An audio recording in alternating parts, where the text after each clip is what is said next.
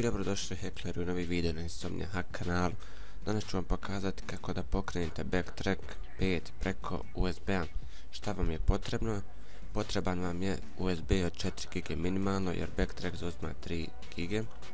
Te potreban vam je ovaj program Unputting, znači bit će u linku u opisu videa da ga skinete ako želite.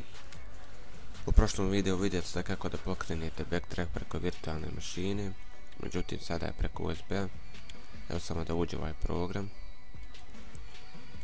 Samo sekund, evo ga, znači uštojete, idete ovdje disk image, ovdje označite ISO ako vam već nije označeno, te nađete znači Backtrack u ISO formatu, meni je ovdje smješten, My Computer, Max4D, te Backtrack. Znači evo ovdje imam dva Backtracka 64-bitni i 32 bita.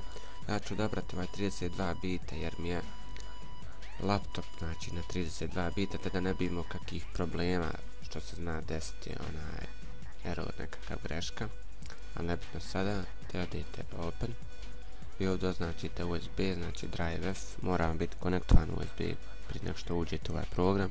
Te idete OK, ja sam to već uradio, znači morat ćete sačekati jedno 20 minuta maksimalno da se to završi.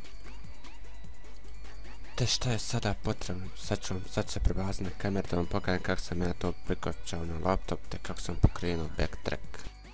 Izvadimo USB i ja ću znači na laptop instalirati Backtrack. Na laptop znači idemo uključiti USB port, znači minimalno 4 GB kao što sam rekao. Upalite, da sačekajte. Te nadam se da je namješteno u BIOS-u da prvo vam bootuje sa USB-a.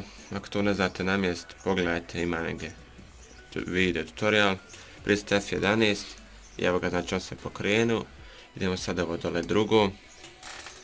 Idemo ovo drugo. Default boot text mode. Sada čitava. Idemo sada ovo ništa, možete samo space. Evo ga sada, čitava se. Potrebno je da pričekate malo.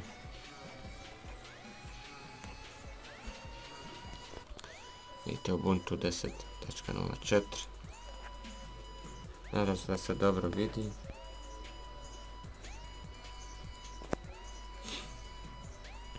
Samo da se ovo učita. Morate malo pričekati.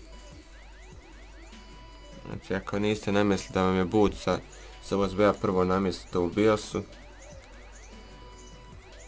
Ovo samo da završi. Sada kucajte, naravno kao što ste u prošlom tutorialu vidjeli, START X. Te pritisnite Enter. Sad sam treba upaliti. Evo kao što vidite čekate se, naravno nije na ovom kineskom na kojem već jeziku.